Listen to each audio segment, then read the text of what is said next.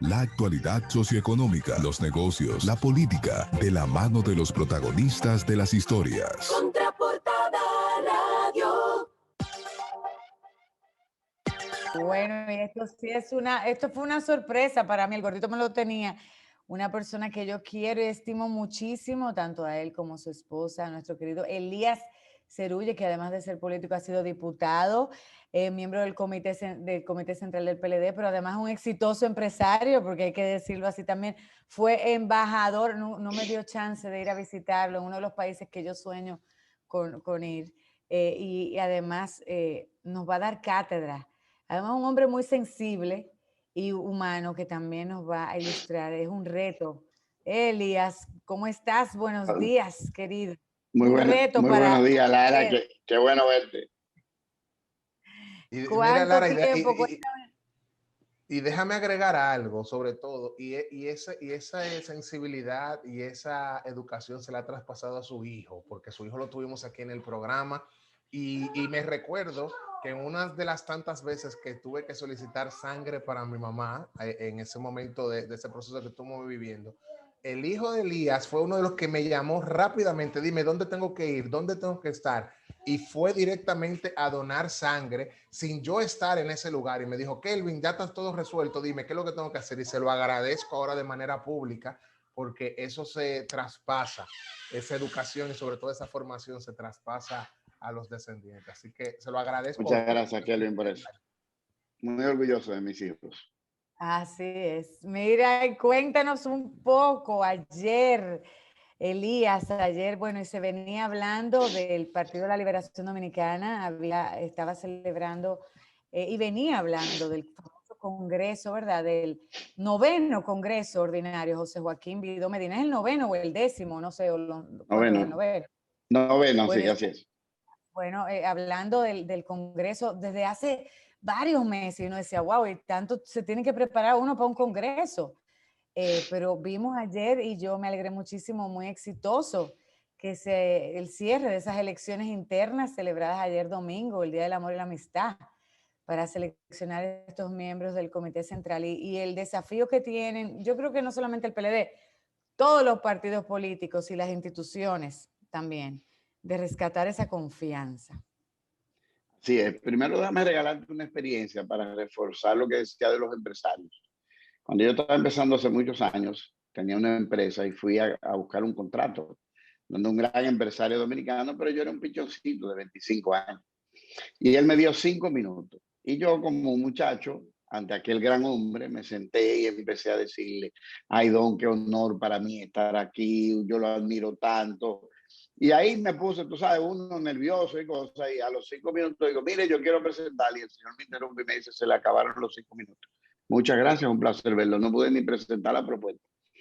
De ese día aprendí, cuando hablo con el empresario, a ir al grano pronto. Después de los buenos días hay que hablar de lo que venimos a hablar, que estamos ocupados. Mira, sí, ayer tuvimos el 9º Congreso. Tú sabes, Lara, que yo no soy un político que anda, pues, que todo tiene que decir que todo está bien y todo está bien. Noté ayer, y yo fui parte de una comisión electoral, que aunque el partido hace el esfuerzo y los políticos hagamos el esfuerzo, de nada sirve en un país que las reglas de juego no son claras. Y con esto quiero hacer un llamado a la Junta Central Electoral, porque el sistema automatizado tiene grandes vicios. Porque primero no es automatizado, segundo no tiene fiscalización y control, y eso deja que la costumbre de procesos electorales que vienen desde Trujillo hasta la fecha, de alguna manera traten de permear. Y la ciudadanía de hoy, que busca recuperar la confianza en el PLD, necesita saber que su voto vale la pena y que su voto entra a un ambiente neutral donde se va a contar en la medida que cayó y no en la medida que alguien pudo manipular alguna cosa. El Congreso salió bien ayer, pero la gran reclamación mía es que la Junta Central Electoral debe asumir su rol de conductor, fiscalizador, de director de los procesos electorales. Uno no puede ser juez y parte, porque cuando se ofende, cuando alguien pierde, por ejemplo, en el momento que estamos ahora, en mi circunscripción electoral, nosotros tratamos de que el proceso fluyera. Tú estás en la 2. Tú estás en La las 2 del dos. Distrito Nacional, así es. Nosotros quisimos, la dirección electoral que teníamos aquí, que el proceso fluyera, pero eran 27 candidatos, iban a salir solo 5. Sabíamos que 22 compañeros no iban a salir electos. Eso no quiere decir que perdieron, eso quiere decir que participaron en un proceso. Si lo analizan, aprenden, y si no se dejan desanimar, continuarán. Pero era responsabilidad de nosotros asegurarles un proceso diáfano, un proceso transparente y tal. Pero debo decir que es la parte de Junta Central Electoral la que presentó la mayor debilidad en el día de ayer, y que hoy vamos a cosechar, tener que hacer una serie de explicaciones para que los compañeros no seleccionados puedan recibir con conformidad el resultado, y no de que hubo alguna o hubo alguna situación. Fuera de eso, el tema de confianza, el problema del PLD es diferente a otros partidos, porque el problema de nosotros es que nosotros perdimos la confianza en la base de nuestro partido. Fue la base la que dejó de confiar en la dirección política del PLD, no fue el pueblo que dejó de confiar. Entonces, esa desconfianza de la base se empezó a transmitir. Cuando uno analiza por qué perdimos, mucha gente se va inmediatamente a la división, pero esa no fue la razón por la que perdimos. La razón por la que llegamos a ese punto ya existía antes de la división, y es lo que el PLD debe revisar hoy día. Quienes vayan a dirigir o vayamos a dirigir el Partido de la Liberación Dominicana, debemos saber que don Juan diseñó una estructura que estaba conectada con la base del pueblo. Tú no puedes olvidar eso. O sea, es verdad que nos volvimos un partido de masas, pero el origen del PLD era un partido que tenía una dirección política que se conectaba con una dirección media, que a su vez se conectaba con los miembros del PLD y estos con sus comunidades, y entonces estaba conectado el país. Al romperse esa conexión, empezamos a pensar arriba que todos lo sabíamos y que todos lo podíamos decidir. El resultado es que perdimos las elecciones. Nosotros, para recuperar la confianza, tenemos que ir en 2 etapas. La primera es darle garantía a las direcciones medias del PLD de que pueden confiar en la dirección política del partido. Y a partir de ahí, entonces, habiendo recuperado la confianza, que ellos sean los transmisores de la confianza en las comunidades. Porque ¿qué pasa con un dirigente político? Tú sabes, Lara, y yo recuerdo que en un café que nos tomamos un día hablamos de este tema. Aquí hablamos mucho de corbatas de cuello blanco, que el clientelismo, que no se puede esto, que no se puede aquello. Pero tú no escuchas a ninguno de esos que critican hablando de soluciones sociales. Ok, no le vamos a dar comida a una señora de 88 años que vive sola, que tiene 5 hijos que la abandonaron, que su casa tiene un piso de tierra, que tiene 3 o 4 días que no come caliente, más que un pan con agua que le pasa a alguien, y tú pasas por ahí. ¿No vas a ir tú al colmado y le vas a comprar algo para que la doña pueda comer? Claro que sí. Es que hay tanta deuda social en la República Dominicana que si tú tienes sensibilidad, ahora si tú eres un político frío, de esos que es lo que trabaja es solamente con asesores estadísticos, y lo tuyo es que sea 50 más 1, sin importarte si el otro 49 se muere de hambre en el proceso, entonces bueno, ya eso es tú, pero no es mi caso. Yo creo que nosotros debemos analizar en conjunto en todos los partidos políticos la verdadera razón de los problemas sociales, y entonces expandirnos en soluciones comunes y competir en la mayor calidad de la solución.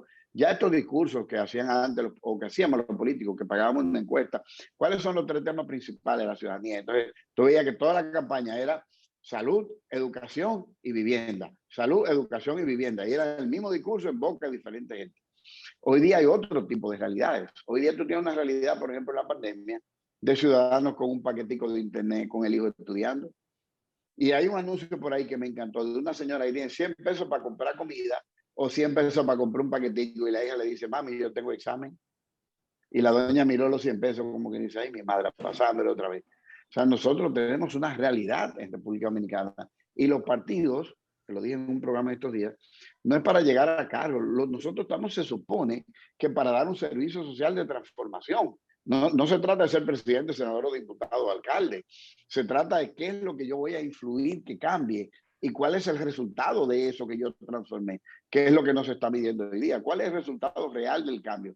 No lo que dicen las redes sociales, no los anuncios que pagamos para que circulen 100 veces al día. Eso no tiene ningún valor, porque cada vez que yo oigo un presidente diciendo, yo saqué 500,000 pobres de la pobreza, yo digo, oye, pues yo tengo mala suerte, porque los pobres que yo conozco siguen siendo pobres. Entonces, a mí no me tocó ni uno en el barrio que saliera de la pobreza. O sea, este día de una... Mira, Elia, Mira, tú sabes que tenemos con nosotros a José Eliseo Almanzar también, que lo invitamos porque él nos ha acompañado muchas veces a analizar estos temas políticos. Hola, Eliseo. Pero Ok. Hola, dice. Buenos días, buenos días, Ariel. Kelvin subió la mano, pero yo voy a interrumpir, Kelvin, me fui adelante. Ya. La verdad es que, porque no tiene que ver con partido. Yo lo que quiero, yo ahí les voy a esta pregunta. Esa confianza se ha perdido en los políticos en sí, o sea, no importa el partido, porque muchas veces tú dices, bueno, yo confío en este que es de este partido, pero voy a poner un ejemplo, en el partido de gobierno que está ahora, de pronto confío en el presidente, pero no confío en el secretario que tiene o en el ministro que tiene, porque lo vemos, o sea, es cuestión de personas, no de partido al Sí, final del día. pero realmente, Lara, si me toca responder, es un problema de Estado. Es que tú tienes que el MAP, por ejemplo, le pertenece al gobierno. O sea, la institución responsable de auditar, controlar y gestionar el empleo público y la gestión pública de las instituciones es obediente del presidente.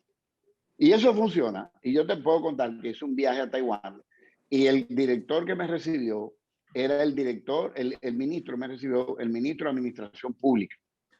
Y ese es del partido contrario al presidente, porque lo elige el Congreso, no lo designa el presidente. Entonces, mientras nosotros hablamos de desconfianza, a mí me gusta, porque soy hijo médico, pero no soy médico, cuando el médico ve una fiebre, busca el origen de la fiebre. La desconfianza tiene un origen, y el origen es que la firma de un funcionario tiene el 99% del poder. Tú vas a un funcionario y le dices, yo estoy mala, dame un nombramiento, y te nombran asistente del gato, que es asistente de un perrito que ya se murió. Y tú cobras 60,000 pesos. Y tú dices, eso no es un delito. Bueno, pero vamos, está bien. Hay un problema, me discutió un periodista en estos días, que hay un problema social de desempleo. Claro. Ahora el gobierno dice, déjame hacer un plan. Voy a hacer ahora una nueva avenida que abra la capital para que podamos cruzar. Por ejemplo, yo dejé una propuesta en el Congreso que se habilitara el zoológico, se quitara ese zoológico de ahí. Yo no estoy nada de acuerdo con el aprisionamiento de animales. Usáramos una avenida para conectar la capital, porque salir de la capital es un caos. Necesitamos empleo, vamos a poner a 1,000 hombres a trabajar ahí. Pero el problema de este país no son empleos, son las nominitas, son las ayudas, es el exceso de poder. Un funcionario llega y encuentra una Lexus, hay un ruido, ¿de quién será? Mío. Siento un ruido ahí. Mira, oye lo más chistoso, un funcionario llega que tiene en su haber personal un carro Mercedes del año, estamos en el 2021, del año 2015, ese es su carro. Pero llega a la institución y encuentra una Lexus del 2019 y se la encuentra vieja y firma y compra una nueva y esa la manda para el taller y la desarman, empieza y 2 o 3 millones de pesos que vale ese vehículo se convierte en chatarra en un almacén porque el funcionario, nuevo ministro, no digo que esté pasando ahora, pasó en todos. Yo recuerdo cuando llegamos al poder en el 96, un amigo mío llegó a ministro y de repente me llegó a la oficina con una jipeta que era de esta que vende la Ford, creo que se llama Escalator, algo así, la grandota. Y yo le digo, y esa jipeta la acabo de comprar. Digo, pero tú te estás volviendo loco. Y nosotros pensamos así. Y no se supone que vamos a pensar diferente. ¿Para qué tú necesitas esa jipeta si tú tenías un carro que funcionaba bien? Y lo que hice fue que me calenté con el hombre. Porque nosotros tenemos que entender que los partidos deben volver a una ideología, a un pensamiento. ¿A qué yo voy al gobierno? ¿Por qué mi partido va al gobierno? ¿A qué yo quiero que mi partido vaya al gobierno? ¿Cuáles son las instituciones que regulan el Estado? Aquí no hay instituciones que regulan. Cuando tú ves una acción es porque tiene un fin político y nosotros tenemos que ir al fin administrativo porque República Dominicana es la empresa de todos los dominicanos y dominicanas. Elías, usted ha dado en un punto clave desde ahorita que quería, cuando levanté la mano. Cuando estudié en la universidad me dieron clases de políticas y que estudié periodismo. Y lo que usted mencionó al principio fue algo de lo que vi en la universidad, de lo que realmente se considera lo que es la política, del trabajo que se tiene que hacer para un bien colectivo, no un bien individual. Y ustedes hablan en su propuesta de ir al Comité Central sobre esa transparencia, sobre todo de ser lo más claro, no solamente con el pueblo, sino también con las bases. Y es algo de lo que usted acaba de mencionar ahora. ¿Cómo se puede, y con esta pregunta nos vamos a pausa, cómo se puede subsanar esa situación que se puede dar entre mismos de ustedes dentro del partido sin tener que señalar a otros de que fueron causantes de que la persona haya dejado de desconfiar en el partido. Y yo quiero ver también la percepción de Eliseo, que como es externo y ve a los partidos diferentes, lo ve desde otra perspectiva, también nos diga de qué opina él eso. Bueno, ¿quién Bueno, arranca? Bueno, Eliseo, que arranque. déjeme saludarlos a todos y decir que este es un programa bíblico, porque está Elías y Eliseo. Eso pensé ayer, Elías, Eliseo, eso pensé ayer. Ahí está el de la doble porción. O sea que vamos bien. Bueno, ustedes dejaban una inquietud, ¿no?, en el aire. Y Elías hablaba del tema de la desconfianza institucional. Y la desconfianza es un factor histórico endémico en la República Dominicana. Yo creo que nosotros nunca hemos tenido una administración en la cual, salvo periodos breves de tiempo, el dominicano confíe. Nosotros vamos al estadio de pelota, nos pasamos 20 años yendo al estadio, y el día que el umpire al canto me trae una bola, el umpire se vendió, es del otro equipo, eso no sirve, ¿entiendes? O sea, nosotros tenemos los abogados en ejercicio, vamos a los tribunales, ganamos muchísimos casos en un tribunal, y el día que perdemos un caso, ese tribunal no sirve, ese juez esto, lo otro, y así por el estilo. Nosotros tenemos ese modus operandi cultural como sociedad, y eso es difícil que cambie. Entonces, cada vez que aquí haya un tema donde haya alguna contestación o alguna competencia por algo, vendrán los cuestionamientos a la institución, al árbitro. Eso es natural, normal, está en nuestro ADN, y eso difícilmente cambie en esta sociedad. Nosotros vimos, por ejemplo, Elías hablaba del voto automatizado, que habían ciertas, vamos a decir, ciertas críticas. Y recordemos que eso fue lo que generó la división en el PLD, el famoso voto automatizado. El algoritmo. El algoritmo, los hackers rusos de la India. Entonces, al final no se supo dónde era, ni si había ningún hacker o no. Simplemente hubo un proceso cerrado donde uno perdió y el otro ganó, y el que perdió no aceptó jamás eso, y todavía está hablando de fraude, de todo ese tipo de cosas. Entonces, rescatar la confianza, eso es un ideal, un aspiracional muy, muy bueno de esta sociedad, pero nosotros vemos que las instituciones aquí sufren un proceso de dinamitado interno. O sea, quienes salen a destruir las instituciones son los mismos integrantes. O sea, aquí vemos, por ejemplo, organismos colegiados, y voy a poner ejemplo claro, la Cámara de Cuentas, donde ahí se habla por votaciones, por decisiones que se toman por mayoría de votos. Hoy vemos cómo hay una miembro por un lado diciendo una cantidad de cosas, el presidente diciendo otras, revelando cosas gravísimas que hablan peor de él que de la gestión, diciendo que él, cuando tenía problemas internos, acudía al presidente del Senado a decirle que había problemas internos ahí, pero que él sometía los temas al pleno, y que el pleno votaba por una cosa o por una posición mayoritariamente, y que él tenía que acatarla. Pero eso es lo que dice la ley y la Constitución, que usted tiene que acatar lo que dice la mayoría del pleno. Entonces, y así lo veíamos en la Junta Central Electoral, en el Tribunal Superior Electoral, donde quiera que hay un problema en el Consejo del Poder Judicial, donde hay un consejero hablando muchísimas cosas, violando incluso hasta el secreto de las deliberaciones. Y aquí hay gente afuera que cree que esos son señales de avance. Eso es lo peor. Y eso es señal de retroceso. Lo otro que Elías señalaba, que nosotros como sociedad nos concentramos mucho en el discurso pequeño, en cuánto gana fulano, si tiene una jipeta, si le dan viático. O sea, ese es el discurso pequeño en la política.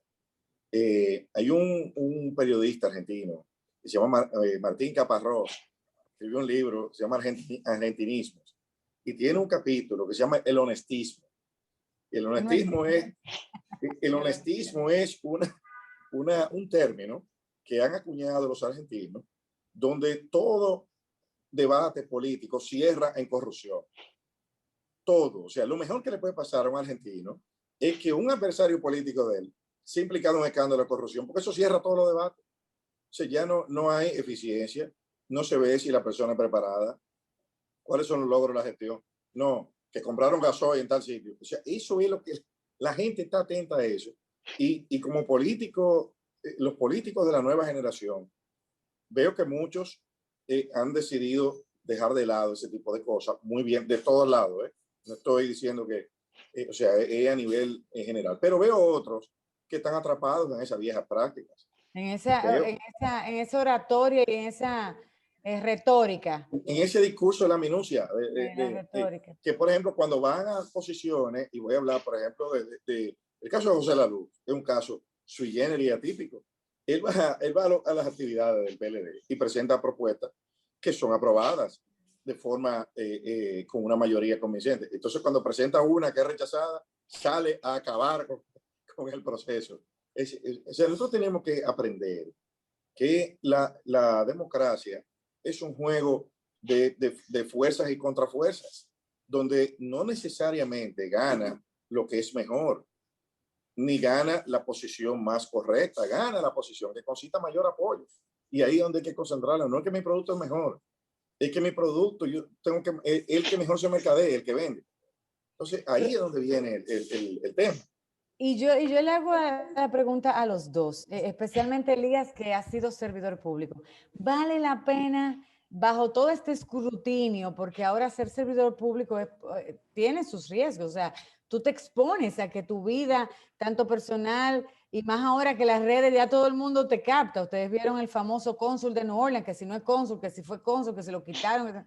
O sea, tú estás expuesto al cuestionamiento, que obviamente para eso eres servidor, pero vale la pena uno exponerse a semejante escrutinio y semejante señalamientos. Como decía Eliseo, muchas veces tus logros se ven minimizados por pifias, que si le dio un vale, o sea, como decía, no se ve the big picture, solamente se minimiza la labor y se minimizan los aportes por pequeñeces. Mira, yo tengo una historia familiar que te responde eso. Tía Nené, en paz descanse, en tiempos de Trujillo, su hijo cayó preso. No solamente preso, sino que cayó en un proceso de tortura, que era que lo tenían parado, amarrado a una pared, con una gota de agua cayéndole en la cabeza. Y ella iba diariamente a llevarle comida que se lo permitían. Y yo un día, ya su hijo muerto, muchos años después, yo era muy niño, y le pregunté y le dije, ¿por qué tú permitiste eso? O sea, no era más fácil ceder, porque era un tema de que ellas eran una familia revolucionaria y no querían al jefe y tal. Y ella me respondió simple y me dijo, si yo no hubiera hecho eso, hoy tú no tuvieras la libertad que tienes. Yo sacrifiqué a un hijo por la generación de ustedes porque la mía ya había fracasado. Yo te puedo decir que en República Dominicana nosotros como generación hemos fracasado. Pero lo que podamos cambiar, lo cambiaremos para las próximas generaciones, porque nosotros vivimos en un mundo que, aunque escuchaba a Eliseo hablar, y es de las cosas, Eliseo, que me preocupan más en el país, cuando encontramos en la respuesta, esa es la democracia. No, esa no es la democracia. La democracia no es que gane el que tenga más votos. La democracia incluye que el que tenga más votos haya pasado por un proceso transparente de conteo de votos, que sea un proceso moral y ético y que sea un proceso diáfano de juicio ante la población. Lo que pasa es que en República Dominicana venimos de Trujillo para los 12 años, para los 10, para los cambios, y como que hay una enfermedad de decir, no, pero es que eso se puede. Lo que pasa es que así es la política. No, esa no es la política. La política es la ciencia más hermosa de la vida y es la única que hace que un hombre deje su familia y se vaya para la calle a conocer gente con una serie de problemas, internalizar los problemas en la casa y muchas veces dejar tu plato de comida para llevárselo a alguien que lo necesita. Porque no está solo el plano de largo plazo, está el de corto plazo. Y el político sensible va dejando la piel en el camino. Entonces, nosotros debemos entender, y esa es mi posición, que el problema de República Dominicana hoy de credibilidad no es solo de los políticos, o mejor dicho, es minoritariamente de los políticos, es mayoritariamente del sistema. el sistema político dominicano, el sistema de regulación del Estado no funciona, punto. Como dice Delia Erasme, punto. No funciona porque tú no le das garantía a la gente de que participe. O sea, tú vas a una competencia entre una persona seria, el liceo dice, yo voy a competir a regidor. Y arranca su carrera y va bien y la comunidad lo acepta. Y el hombre se agacha, pinta una calle y se sube una escalera, pinta una pared y anda por aquí, tiene propuestas municipales, propuestas de protección del medio ambiente y protestas de reciclaje, y propuestas de reciclaje.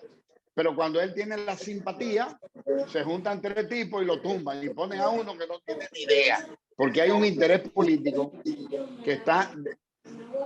Yo oigo como muchachito hablando, ¿usted no lo oye? ¿No soy yo, no? Sí, es mi hijo que está hablando. Ah, ok.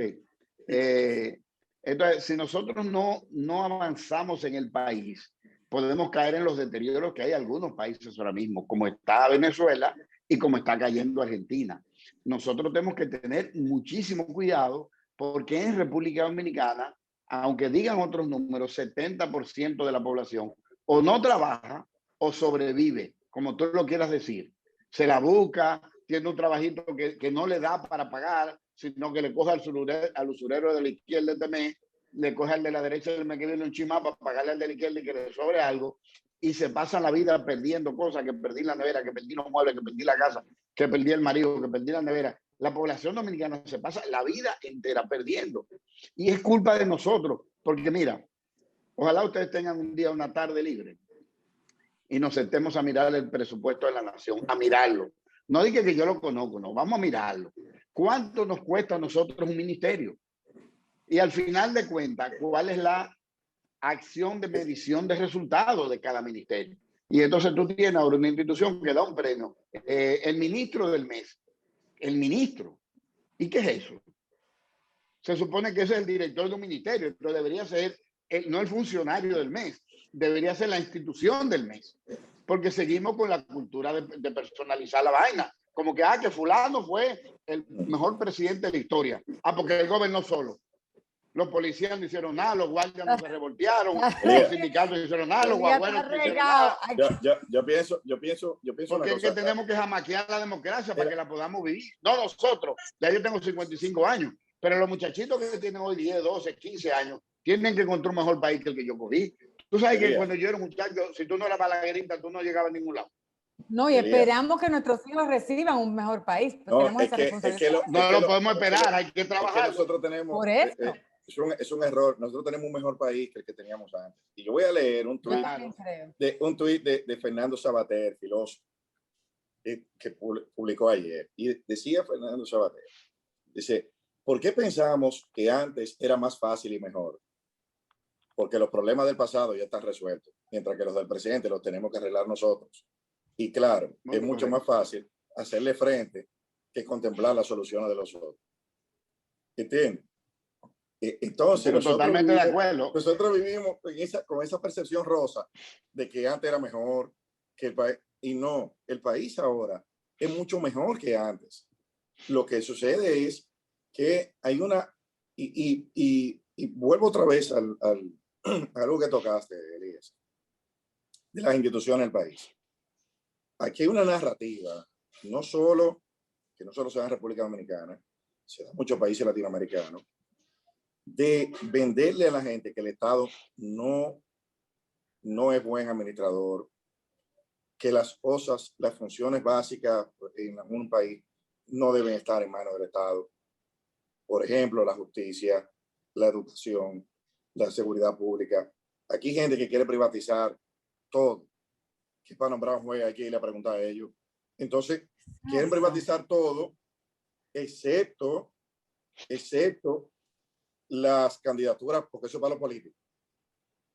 O sea, quieren ahora, por ejemplo, hay un grupo... No, pero Eliseo, espérate, porque si te ves entero en el comentario, no puedo opinar de eso. Regálame un segundito. Okay. Es que el problema de la candidatura es el sistema. Cuando se estaba haciendo la ley que dividió las circunscripciones, ¿cómo tú vas a poner a 5 compañeros de un partido a competir entre ellos mismos cuando deben competir en ideales y no en votos? Aquella vez se iba a aprobar el voto unicircunscripcional. para que cada partido presentara una propuesta social y política. Pero a las cúpulas eso no le conviene. ¿Por qué no? Porque entonces el liceo se tira en su comunidad, se vuelve un líder y entonces hay que ir a hablar con el liceo. Pero si son 5, yo mando a mi partido a que apoye estos 2, que bloquee estos 3, salen estos 2, que estos 2 son los que me obedecen. Porque hay un sentido, aunque ustedes crean que no, hay un tema trujillista todavía en los partidos políticos. Hay un tema de que yo quiero que cuando yo diga por aquí. En la sociedad dominicana. En la sociedad, bueno, no son los partidos. Miren, si hola, buenos días, Elías y Eliseo. Yo estuve un poquito ausente por unos temas técnicos, pero aquí estoy y quiero hacerle una pregunta a ambos. Eliseo, si me permites que me responda Elías primero, que a ti te tenemos más fácil aquí en el programa que a él.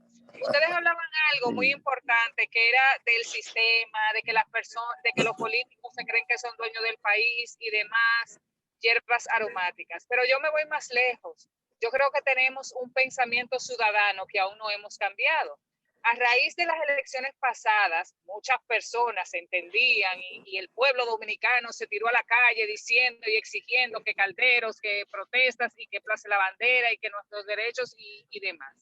Sin embargo, en este momento, y que me respete cualquier tipo de funcionario, aquí voy a hacer, no tengo ni color ni bandera, pero lamentablemente me da mucha pena escuchar muchas personas que dicen, no, imagínate, para yo conseguir algo tengo que estar pegado con fulano, o fulano me dio.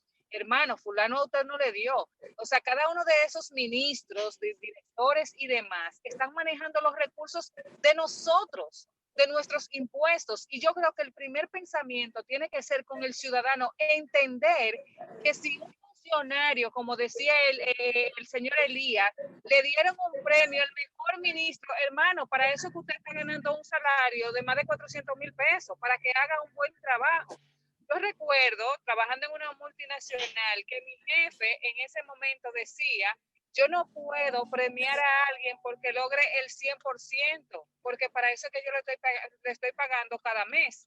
Entonces, no es que seamos fríos con la gestión o mala gestión, es que nosotros tenemos que exigir como pueblo que cada persona que esté ahí, incluyendo el presidente de la República, debe de dar los resultados para los cuales el pueblo dominicano comenzó a votar y le dio ese voto de confianza. Que las cosas aquí no se hagan porque estoy pegado o porque no estoy pegado, sino porque tiene que ser y porque reúno las competencias para ocupar el puesto que ocupo. Y lo digo responsablemente porque también me ha dado mucha pena ver algunas instituciones que estuvieron funcionando perfectamente bien y que estaban marchando bien y que eran parte de la solución de problemas críticos en nuestro país, y que ahora un grupo de personas, por imponerse sin conocimiento, han echado las cosas para atrás, cuando no tenemos un sistema de gobernanza que dé continuidad al trabajo bien hecho.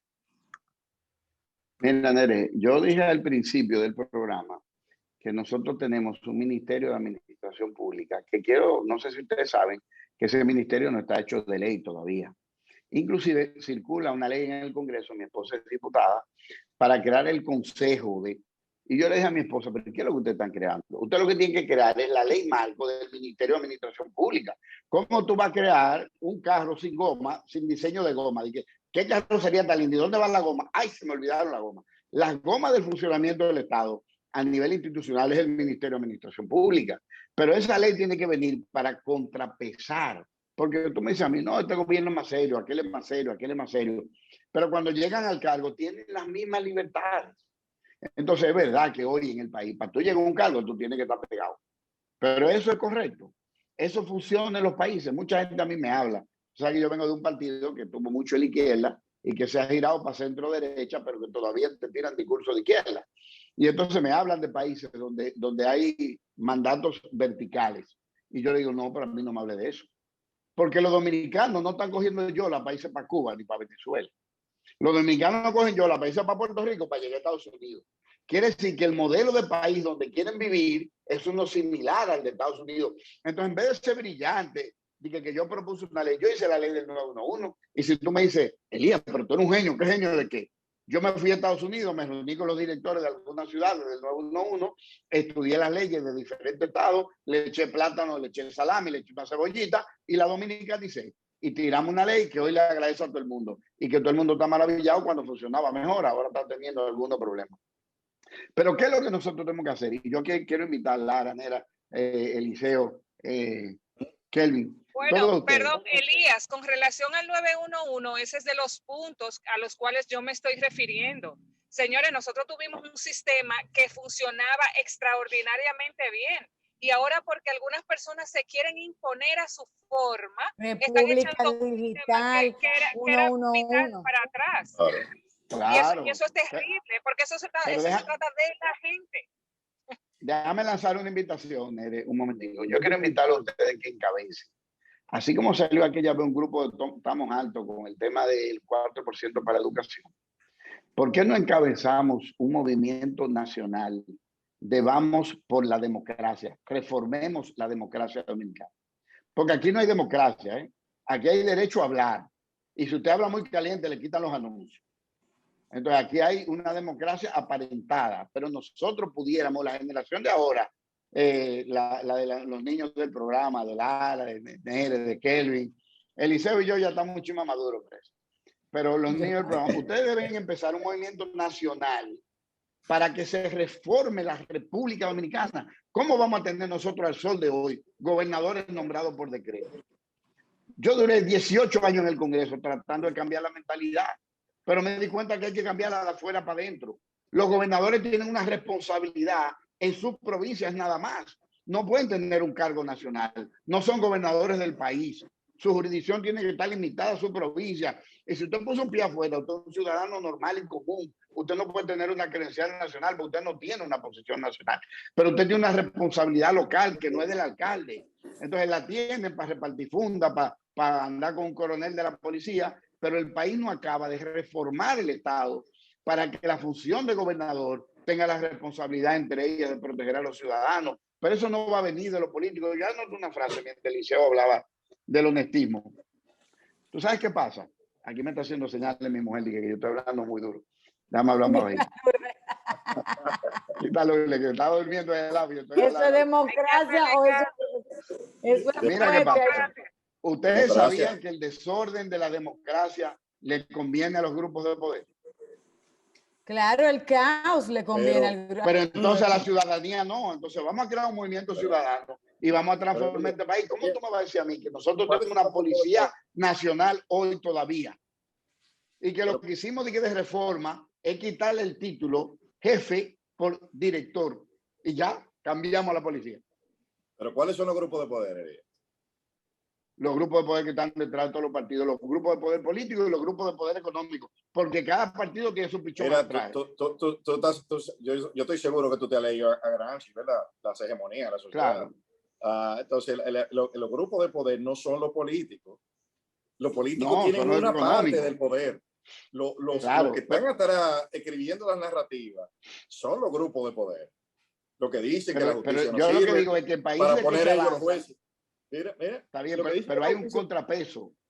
El problema aquí, Eliseo, es que hay un servilismo del político al sector de poder. Yo me recuerdo la primera vez que yo fui a un grupo empresarial que me invitó, yo diputado nuevo. Me dan la palabra de honor. Única vez que me invitaron, nunca más me invitaron como orador. Porque la primera pregunta que me hicieron es, ¿a qué usted cree que se debe la corrupción? Y yo le dije, a ustedes. Fue la única conferencia que di ese día. Y le dije a ustedes, ¿por qué? Porque los países que han podido avanzar han creado en los congresos contrapesos políticos de poder para que el que se siente en la silla no haga de sangre. Las instituciones dominicanas viven bajo ataque. O sea, los órganos viven bajo ataque en este país. Ataque interno por los procesos de sabotaje interno que viven y ataques externos porque hay gente, hay sectores siempre que ponen, instauran una narrativa en la sociedad de que la institución no sirve. O sea, para debilitarla, para entonces poder accionar y controlar. O sea, ¿cómo que aquí hay grupos empresariales que recomiendan jueces para altas cortes? Es una cuestión. ¿Cuál es el daño más grande que se le hizo a la democracia en los últimos 10 años? El daño más grande que se le hizo a la democracia. Y que la población lo apoyó porque se montó una campaña para que Lo pueblo de creyera. febrero, lo de febrero, lo de No, el daño más grande elección. que le hicimos fue juntar las elecciones. La razón era porque ahorrábamos dinero. Y lo que terminaron sí. aprobando son 2 elecciones separadas. No, y hay un grupo ahora que dice que los partidos no que el Estado no debe financiar a los partidos. Pero ¿para qué es eso? Para que haya que le pague el dinero a ellos. Exactamente. Pero ahí es donde viene. Y entonces, pero ahí viene, en todos los países vemos leyes donde hay limitaciones de financiamiento de los partidos políticos de fondos públicos. Entonces, no, lo que tiene que haber es la regulación. La regulación de qué hace un partido político. Pero si el órgano regulador lo nombramos los políticos y no son como la Suprema, que se tienen que quedar, entonces uno manipula eso. Pero tú viste que ningún partido había entregado su declaración de gasto de presupuesto. En un país con una concentración de medios de comunicación tan grande como la República Dominicana, quitar el financiamiento público de los partidos es darle un poder a 3 o 4 personas que son los dueños de todos los medios aquí para decidir quién es el presidente. Mira, el diputado Nelson Rodríguez, Eliseo, ¿tú te acuerdas de Nelson Rodríguez, que era diputado, que después tuvo en salud pública? Nelson se le ocurrió proponer en el Congreso una modificación al gasto público en comunicación y prensa y no pudo repetir ni como alcalde pedáneo. Se lo comieron vivo. El establishment se lo tragó y terminó nombrando un cargo y después tuvo que renunciar. Es que el problema que nosotros tenemos, y aquí le voy a dejar la culpa a ustedes, son ustedes. Claro, porque ustedes son los dueños del país. El pueblo es el dueño del país. Y la única empresa que no se le pide cuenta a los funcionarios de una empresa es en países como el de nosotros. Que lamentablemente estamos muy viciados, Elías. Estamos muy viciados. Y el voto, pero ahí va. ¿Por qué tenemos el voto masivo en República Dominicana todavía? Si ya hemos visto que eso no funciona. Eso no funciona. El voto masivo termina en clientelismo. Dime. Vamos a volver al sistema de 5 acres y una mula, el de Estados Unidos. No, pero podemos volver al voto representativo, que es el voto de valor. El voto representativo evita el clientelismo, porque si una comunidad tiene, como la provincia de Santo Domingo, 1,5 millones de habitantes, por poner un ejemplo, que yo no sé cuál es el número exacto, y te va a dar 18 diputados, esos son los votos que te tienen que dar. No te puede dar 500,000 votos, te tiene que dar 18. Tú la ganaste entera, tiene 18 votos. Tú ganaste 10, tiene 10 votos.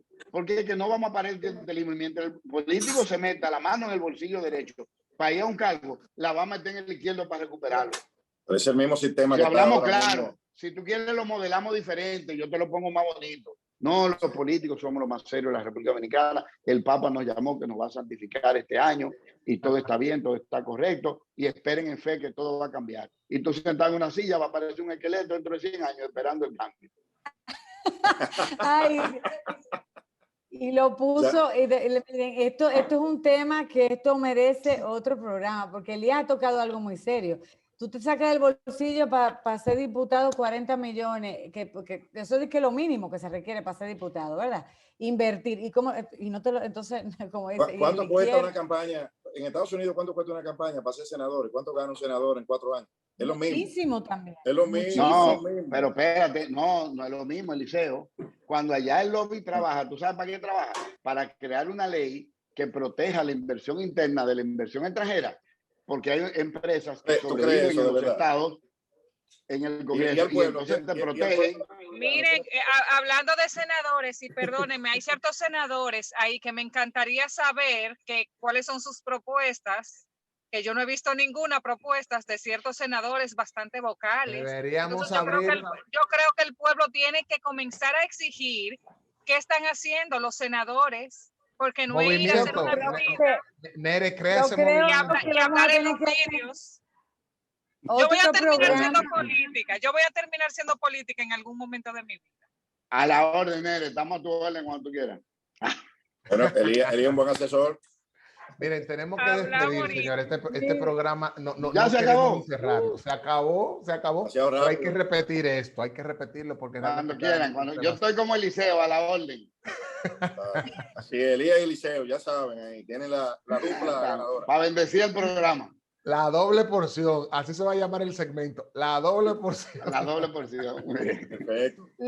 Miren, de verdad les agradecemos muchísimo la participación, Elías. Para mí fue un gusto, de verdad, verte después de tanto tiempo virtual.